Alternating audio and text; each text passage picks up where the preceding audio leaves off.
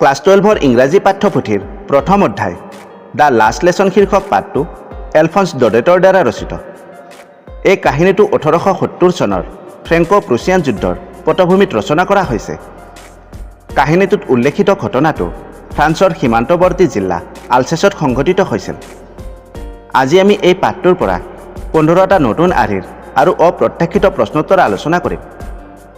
এতিয়া হয়তো তোমালোকৰ মনত প্ৰশ্ন উত্থাপন হ'ব পাৰে যে এনেকুৱা আৰ্হিৰ প্ৰশ্ন বিগত বৰ্ষৰ বোৰ্ড পৰীক্ষাত অহা নাই, সেয়েহে এইবোৰ চাই কি লাভ। এইবোৰ প্ৰশ্নৰ মূল্য সেইসকলে ভালদৰে বুজি পাব যিসকলে 2023ৰ বোৰ্ড পৰীক্ষাত অৱতীৰ্ণ হৈছিল। তোমালোকৰ যাতে একে অৱস্থা নহয় সেইবাবে এইবাৰ আৰম্ভণিৰ পৰা আমি প্ৰস্তুতি কৰিব লাগিব। প্ৰতিটো প্ৰশ্নৰ উত্তৰত 2 নম্বৰকৈ আছে। আজি মই প্ৰতিটো প্ৰশ্ন অসমীয়ালৈ অনুবাদ কৰি বুজাই দিম। সকলো প্ৰশ্নোত্তৰ ভালদৰে আয়ত্ত কৰিবলৈ তোমালোকে এই ভিডিঅ'টো সম্পূৰ্ণ কৰি শেষলৈকে চাবা। ভিডিঅ'টোৰ পৰা উপকৃত হ'লে ভিডিঅ'টো লাইক আৰু শ্বেয়াৰ কৰিবা। চেনেলটো যদি ছাবস্ক্ৰাইব কৰা নাই, দৰকাৰী আৰু তথ্য সমৃদ্ধ ভিডিঅ'ৰ নটিফিকেশ্যন পাবলৈ চেনেলটো ছাবস্ক্ৰাইব কৰি লোৱা। ব'লা এতিয়া প্ৰশ্নোত্তৰবোৰ আলোচনা কৰোঁ। Question number 1, what was tempting Franz to keep away from school that morning? সেইদিনা ৰাতিপুৱা বিদ্যালয়ৰ পৰা আঁতৰি থাকিবলৈ ফ্ৰান্সক কিহে প্ৰলোভিত কৰিছিল? আনচাৰটো হ'ব Franz was very late for school that morning. MML was to question the students on participle, but Franz knew nothing and feared a scolding by his teacher. The warm and bright weather, Prussian soldiers drilling, chirping of birds at the edge of wood, all tempted him to spend the day outdoors. সেইদিনা ৰাতিপুৱা বিদ্যালয়লৈ বুলি ফ্ৰান্সৰ বহুত দেৰি হৈছিল। শিক্ষক MML ছাত্ৰ ছাত্ৰীসকলক ক্ৰিয়া বিশেষণৰ ওপৰত প্ৰশ্ন কৰিব বুলি কৈছিল, কিন্তু ফ্ৰান্সে এইটো বিষয়ত একো নাজানিছিল। তেওঁৰ শিক্ষকে ধমক দিব বুলি আশংকা কৰিছিল। ইয়াৰ উপৰিও উষ্ম আৰু উজ্জ্বল বতৰ, প্ৰুছিয়ান সৈন্যৰ দ্বাৰা কৰা অনুশীলন, হাবিৰ সীমাত চৰাইৰ চিঞৰ বাখৰ, এই সকলোবোৰে তেওঁক দিনটো বাহিৰত কটাবলৈ প্ৰলোভিত কৰিছিল। Question number 2, how different was the scene in the classroom on the day of the last lesson? শেষ পাঠটোৰ দিনটোত শ্ৰেণীকোঠাৰ দৃশ্যটো কিমান বেলেগ আছিল? আনচাৰটো হ'ব the usual hustle and bustle of the morning hours could not be heard on the day of the last lesson. It was all very still and quiet, as it like a Sunday morning. The sound of opening and closing of desks and the rapping of the teacher's ruler on the table could not be heard.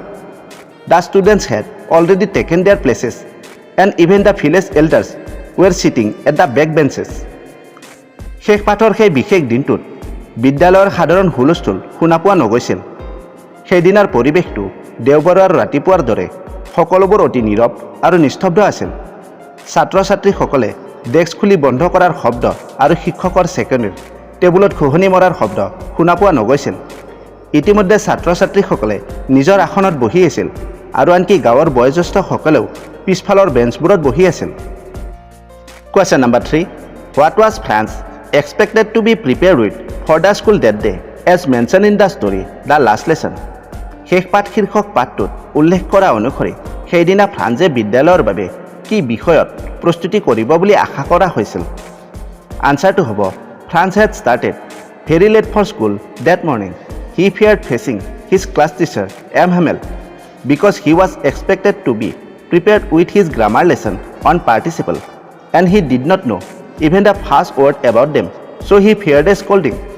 সেইদিনা ৰাতিপুৱা ফ্ৰান্সে বিদ্যালয়লৈ বুলি বহুত পলমকৈ ওলাইছিল। শিক্ষক MMLৰ মুখামুখি হ'বলৈ ভয় পাই আছিল, কাৰণ তেওঁক সেইদিনা ব্যাকৰণৰ ক্ৰিয়া বিশেষণৰ নিয়মৰ বিষয়ে প্ৰস্তুতি কৰি আহিবলৈ কোৱা হৈছিল, কিন্তু ফ্ৰান্সে সেইবোৰৰ বিষয়ে প্ৰথম শব্দটো নাজানিছিল। সেয়েহে শিক্ষকে ধমক দিব বুলি আশংকা কৰিছিল। Question number 4, why did Franz think of running away from school that morning? সেইদিনা ৰাতিপুৱা ফ্ৰান্সে কিয় বিদ্যালয়ৰ পৰা পলাই যোৱাৰ কথা ভাবিছিল? আনচাৰটো হ'ব Franz thought and tempted to run away and spend the day outside instead of attending school as it was a warm and bright day and he wanted to watch the Prussian soldiers drill. Moreover he had not done his lesson on participle from which his teacher MML was going to question and feared a scolding from his teacher. সেইদিনা ৰাতিপুৱা ফ্ৰান্সে বিদ্যালয়লৈ নোযোৱাৰ কথা ভাবিছিল আৰু দিনটো বাহিৰত অতিবাহিত কৰিবলৈ প্ৰলোভিত হৈছিল, কাৰণ সেইদিনা বতৰ উষ্ম আৰু উজ্জ্বল আছিল আৰু তেওঁ প্ৰুছিয়ান সৈন্যসকলৰ অনুশীলন চাব বিচাৰিছিল। তদুপৰি শিক্ষক এমহেমেলে তেওঁলোকক ক্ৰিয়া বিশেষণৰ নিয়মৰ বিষয়ে প্ৰশ্ন কৰিব বুলি কৈছিল, কিন্তু তেওঁ এইটো বিষয়ত প্ৰস্তুতি কৰা নাছিল। Question number 5. Why had the bulletin board become a center of attention during the last 2 years? যোৱা 2 বছৰ ধৰি জাননী ফলকখন কিয় চৰ্চাৰ কেন্দ্ৰবিন্দু হৈ পৰিছিল?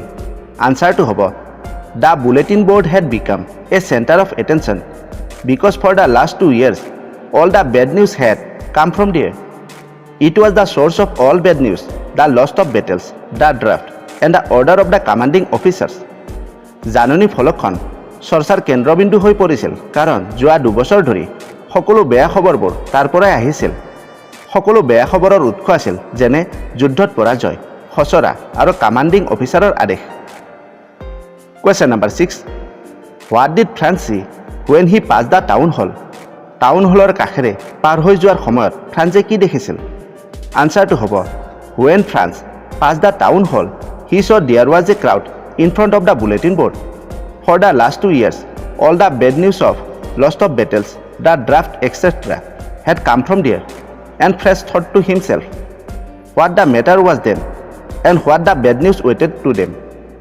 যেতিয়া ফ্ৰান্সে টাউন হলৰ কাষেৰে পাৰ হৈ গৈছিল, তেতিয়া তেওঁ দেখিছিল যে জাননী ফলকখনৰ সন্মুখত ভিৰ একত্ৰিত হৈ আছে। যোৱা 2 বছৰ ধৰি যুদ্ধত পৰাজয় হোৱা, খচৰা আদি সকলো বেয়া খবৰ সেইখনৰ পৰা আহিছিল আৰু ফ্ৰান্সে মনতে ভাবিছিল তেতিয়া কথাটো কি হ'ব পাৰে আৰু কি বেয়া খবৰ তেওঁলোকৰ বাবে অপেক্ষা কৰি আছে। Question number 7. What had the narrator counted on to enter the school unnoticed? কথকজনে কোনো লক্ষ্য নকৰাকৈ বিদ্যালয়ত প্ৰৱেশ কৰিবলৈ কিহৰ ওপৰত ভৰসা কৰিছিল? আনসাৰটো হ'ব The narrator had counted on the hustle and bustle that was usual when the school began. In order to enter there unnoticed, he had thought he could depend on the commotion to get to his desk without being seen, that he was late for the school that morning.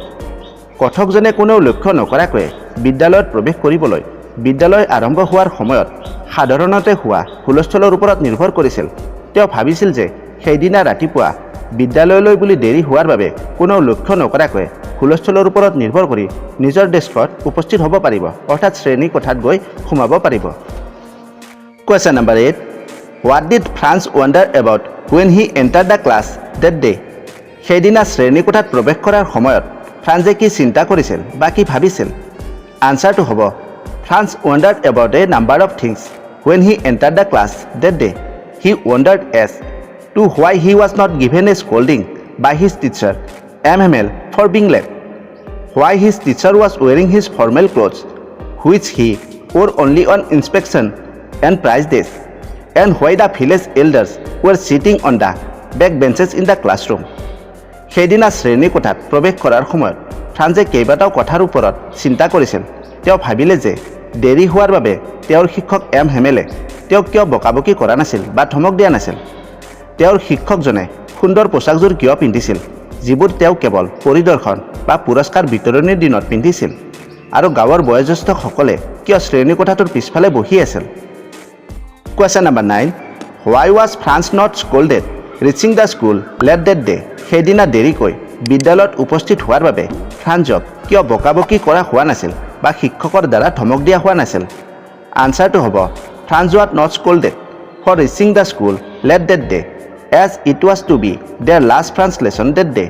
The order from Berlin allowed only German language to be taught in the school of Alsace and Lorraine.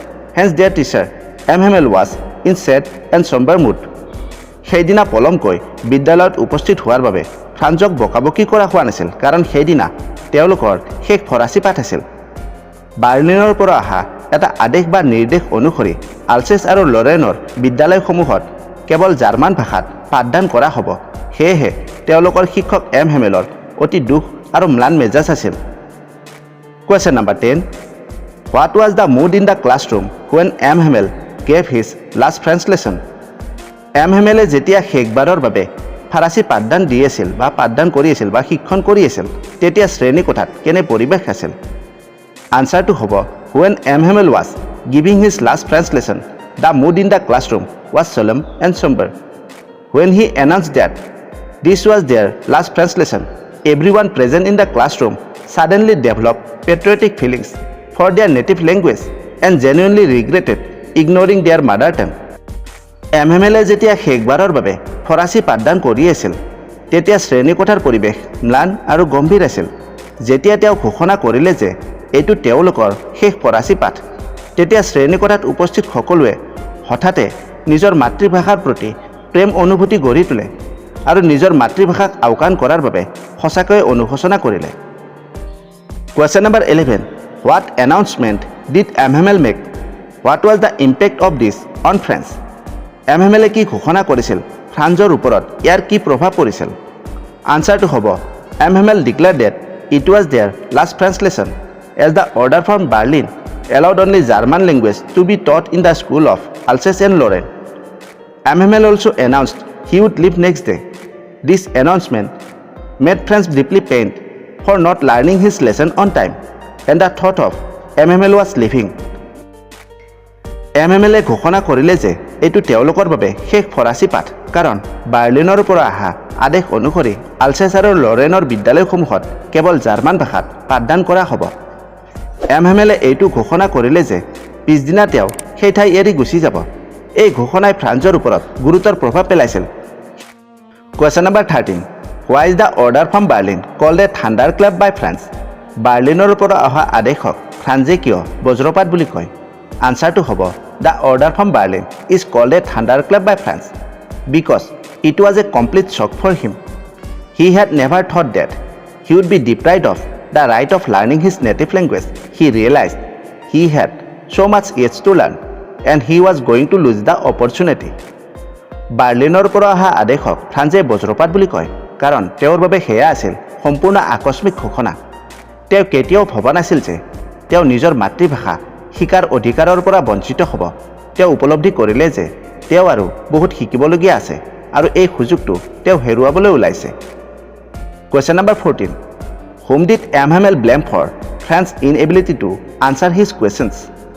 ফ্ৰান্সে প্ৰশ্নৰ উত্তৰ দিব নোৱাৰাৰ বাবে MMLে কাক দোষাৰোপ কৰিছিল? আনসাৰটো হ'ব MML blamed the parents who sent the children to work instead of sending them to school.